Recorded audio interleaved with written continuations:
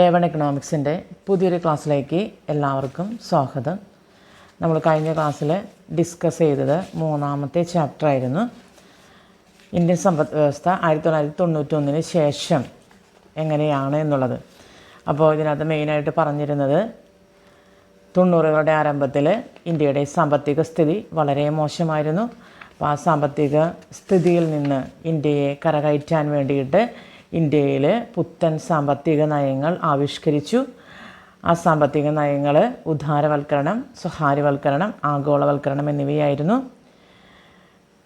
ഉദാരവൽക്കരണം നയത്തിലൂടെ ഓരോ മേഖലയിലും എങ്ങനെയാണ് മാറ്റങ്ങൾ വരുത്തിയത്, അതേപോലെ തന്നെ ലോക വ്യാപാര സംഘടനയുടെ ഉദയം, അതിൻ്റെ ലക്ഷ്യങ്ങൾ തുടങ്ങിയ കാര്യങ്ങളൊക്കെയാണ് നമ്മൾ മൂന്നാമത്തെ ചാപ്റ്ററിൽ ഡിസ്കസ് ചെയ്തത്. ഇന്ന് നമ്മൾ ഡിസ്കസ് ചെയ്യുന്നത് ഈ ചാപ്റ്ററിലെ വിലയിരുത്തൽ ചോദ്യങ്ങളാണ്. ഈ ചാപ്റ്ററിൽ നിന്ന് വരാൻ ചാൻസ് ഉള്ള ക്വസ്റ്റ്യൻസ്. ഫസ്റ്റ് ക്വസ്റ്റ്യൻ, ശരിയോ തെറ്റോ എന്ന് പറയുക. സാമ്പത്തിക പരിഷ്കാരങ്ങളുടെ ഭാഗമായി ലൈസൻസിങ് സമ്പ്രദായം നിർത്തലാക്കി. ശരിയായിട്ടുള്ള കാര്യമാണ്. കാരണം വെച്ചിട്ടുണ്ടെങ്കിൽ ചില മേഖലകളെ മാത്രം, അല്ലെങ്കിൽ ഹാംഫുള്ളായിട്ടുള്ള വ്യവസായങ്ങൾ മാത്രമാണ് ലൈസൻസിങ്ങിനെ ഉൾപ്പെടുത്തിയത്. ബാക്കിയെല്ലാം ലൈസൻസിങ്ങിൽ നിന്ന് ഒഴിവാക്കി, അല്ലെങ്കിൽ അതിൻ്റെ നടപടികൾ വളരെ ലളിതമാക്കി. ദെൻ രണ്ടാമത്തെ ക്വസ്റ്റ്യനാണ്, ലോക വ്യാപാര സംഘടനയുടെ ആസ്ഥാനം ന്യൂയോർക്കാണ്.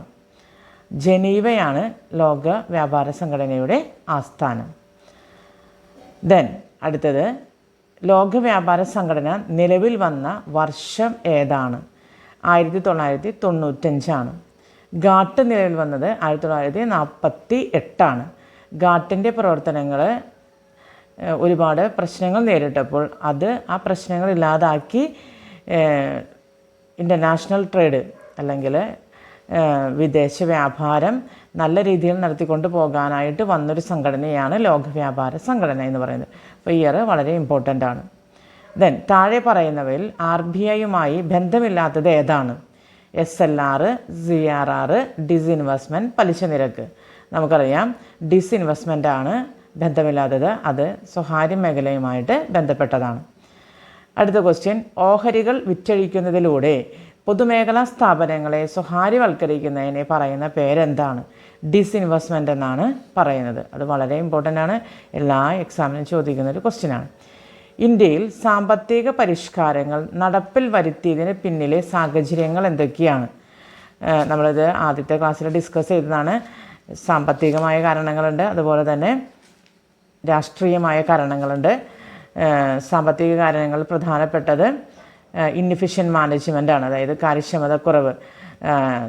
അതുപോലെ തന്നെ സാധനങ്ങളുടെ വില വളരെയേറെ വർദ്ധിക്കുന്നത്, അതുപോലെ തന്നെ പബ്ലിക് സെക്ടർ യൂണിറ്റിൻ്റെ നിന്നുള്ള വരുമാനം വളരെ കുറവായിട്ടുള്ളത്, അതുപോലെ ഗൾഫ് വാറിൽ ഓയിൽ പ്രൈസ് ഇൻക്രീസ് ചെയ്യുന്നത്, അതുപോലെ തന്നെ ബാലൻസ് ഓഫ് പേയ്മെൻറ്റ് ക്രൈസിസ് ഉണ്ടാകുന്നത്, ഇതെല്ലാം ഈ സാമ്പത്തിക നയങ്ങൾ ഇൻട്രൊഡ്യൂസ് ചെയ്യാനുള്ള ഇക്കണോമിക് സാമ്പത്തിക ഘടകങ്ങളാണ്. അതുപോലെ പൊളിറ്റിക്കൽ ഇൻസ്റ്റെബിലിറ്റി, രാഷ്ട്രീയമായ ഒരു അസ്ഥിരതയായിരുന്നു ആ സമയത്തുണ്ടായിരുന്നത്.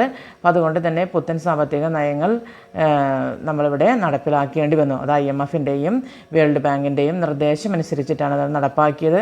നമ്മൾ നമ്മുടെ സാമ്പത്തിക കാര്യങ്ങൾ നമ്മളെ കൊണ്ട് തന്നെ നടത്താൻ പറ്റാത്ത സാഹചര്യത്തിൽ IMFനെയും വേൾഡ് ബാങ്കിനെയും സമീപിക്കുകയും അവർ നിർദ്ദേശിച്ചതിൻ്റെ അടിസ്ഥാനത്തിലാണ് നമ്മൾ ഈ പുത്തൻ സാമ്പത്തിക നയങ്ങൾ കൊണ്ടുവന്നത്. ദെൻ 1991 മുതൽ ആവിഷ്കരിച്ച പുത്തൻ സാമ്പത്തിക നയങ്ങൾ ഏതെല്ലാം? നമുക്കറിയാം ഏതൊക്കെയായിരുന്നു. ഉദാരവൽക്കരണം, സ്വകാര്യവൽക്കരണം, ആഗോളവൽക്കരണം. അത് ഓരോ മേഖലയിലും എങ്ങനെയാണ് അപ്ലൈ ചെയ്തതെന്ന് നമ്മൾ കഴിഞ്ഞ ക്ലാസ്സിൽ ഡിസ്കസ് ചെയ്തതാണ്. ആ വീഡിയോ നിങ്ങൾ ശ്രദ്ധിക്കുക. ദെൻ അടുത്തത് പറയുന്ന ക്വസ്റ്റ്യൻ ഇതാണ്, ലോക വ്യാപാര സംഘടനയുടെ പ്രവർത്തനത്തെ വിലയിരുത്തുക. നമുക്കറിയാം ലോക വ്യാപാര സംഘടനയുടെ പ്രത്യേകത എന്താണെന്ന് നമുക്കറിയാം. എന്തിനു വേണ്ടിയിട്ടാണ് ലോക വ്യാപാര സംഘടന നിലവിൽ വന്നത്? അതായത് ലോകരാജ്യങ്ങളുമായിട്ടുള്ള ട്രേഡ് റിലേഷൻസ് വ്യാപാരം വളരെ സുഗമമാക്കാൻ വേണ്ടിയിട്ട് ആ സംഘടനയിൽ അംഗങ്ങളായിട്ടുള്ള രാജ്യങ്ങൾ തമ്മിൽ എക്സ്പോർട്ടും ഇമ്പോർട്ടും വളരെ ലളിതമാക്കാൻ വേണ്ടിയിട്ട് താരിഫും ഒന്നും ഇല്ലാതെ അല്ലെങ്കിൽ ടാക്സ് ഒന്നും ഇല്ലാതെ വളരെ സുഗമമായിട്ട് അവരുടെ വ്യാപാരം നടക്കാൻ വേണ്ടിയിട്ടുള്ള ഒരു സംവിധാനമാണ് ഈ ലോക വ്യാപാര സംഘടന എന്നതുകൊണ്ട് ഉദ്ദേശിക്കുന്നത്.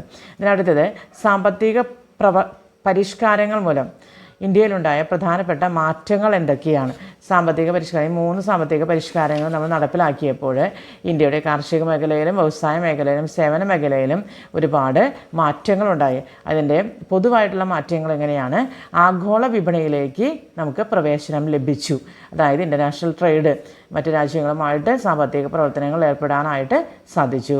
രണ്ടാമത്തേത് മെച്ചപ്പെട്ട സാങ്കേതിക വിദ്യ ലഭ്യമായി. ഈ ഒരു പരിഷ്കാരങ്ങൾ ആവിഷ്കരിച്ചതോടുകൂടി അതുപോലെ തന്നെ സാമ്പത്തിക വളർച്ച നിരക്ക് വളരെയേറെ കൂടി. വിദേശ മൂലധന നിക്ഷേപവും വിദേശ നാണയ ശേഖരവും വളരെയേറെ വർദ്ധിച്ചു.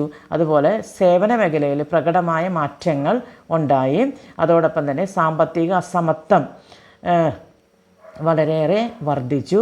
സാമ്പത്തിക പരിഷ്കാരങ്ങൾ കാർഷിക മേഖലയിൽ ഗുണപരമായ ചലനങ്ങൾ ഒന്നും തന്നെ ഉണ്ടാക്കിയില്ല. അപ്പോൾ സാമ്പത്തിക അസമത്വം വർദ്ധിച്ചു എന്നുള്ളതും കാർഷിക മേഖലയിൽ യാതൊരു ഗുണം ഉണ്ടാക്കിയില്ല എന്നുള്ളതും ഇതിൻ്റെ ഒരു ഡിഫക്റ്റായിട്ട് വേണമെങ്കിൽ നമുക്ക് പറയാനായിട്ട് സാധിക്കും. ബാക്കിയെല്ലാം ഇതിൻ്റെ മെറിറ്റുകളാണ്. സാമ്പത്തിക പരിഷ്കാരങ്ങൾ മൂലം ഇന്ത്യൻ സമ്പദ് വ്യവസ്ഥയിൽ സംഭവിച്ച കാര്യങ്ങൾ, നല്ലതായിട്ടുള്ള കാര്യങ്ങളുണ്ട്, ചീത്തയായിട്ടുള്ള കാര്യങ്ങളുണ്ട്. അപ്പോൾ അതെല്ലാവരും പ്രത്യേകമായിട്ട് ശ്രദ്ധിക്കുക. നിങ്ങൾ ഈ ചാനൽ ഇനിയും സബ്സ്ക്രൈബ് ചെയ്യാത്തവരുണ്ടെങ്കിൽ സബ്സ്ക്രൈബ് ചെയ്യുക, വീഡിയോസ് ലൈക്ക് ചെയ്യുക. ഒപ്പം തന്നെ നിങ്ങൾക്ക് എന്തെങ്കിലും കമൻറ്റുകളുണ്ടെങ്കിൽ നിങ്ങൾ കമൻറ്റുകൾ രേഖപ്പെടുത്തുക. ഇനിയും ഒരു വീഡിയോയുമായി വരുന്നത് വരെ എല്ലാവർക്കും നന്ദി, നമസ്കാരം.